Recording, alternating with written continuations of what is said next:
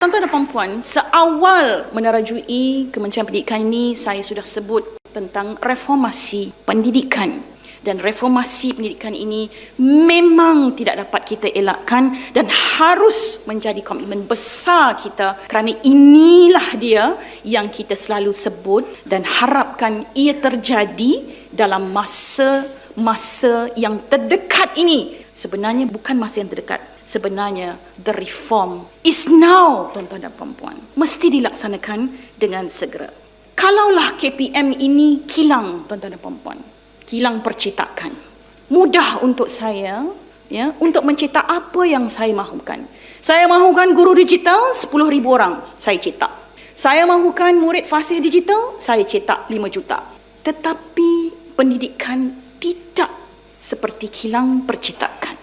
Pendidikan ini adalah proses memanusiakan manusia, menginsankan insan. Jadi prosesnya mengambil masa yang ada kalanya memerlukan banyak sentuhan manusiawi, pentadbirannya juga harus manusiawi, begitu juga dengan pendukung-pendukungnya juga harus manusiawi.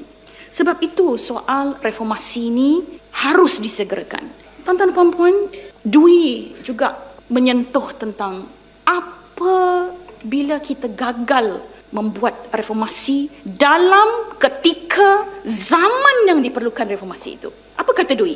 Dwi kata, if we teach today's student as we taught yesterday's, we rob them of tomorrow.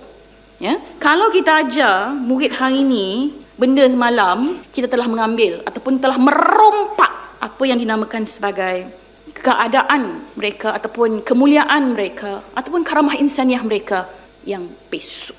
Sebab itu tuan-tuan dan puan-puan, saya fikir kita harus melihat perkara yang berkaitan dengan reformasi ini sebagai bukan perkara yang teragak-agak. Jangan ada dalam jiwa kita ini perkara yang teragak-agak. Bila kita sebut islah itu, pembaharuan itu, ia harus disegerakan.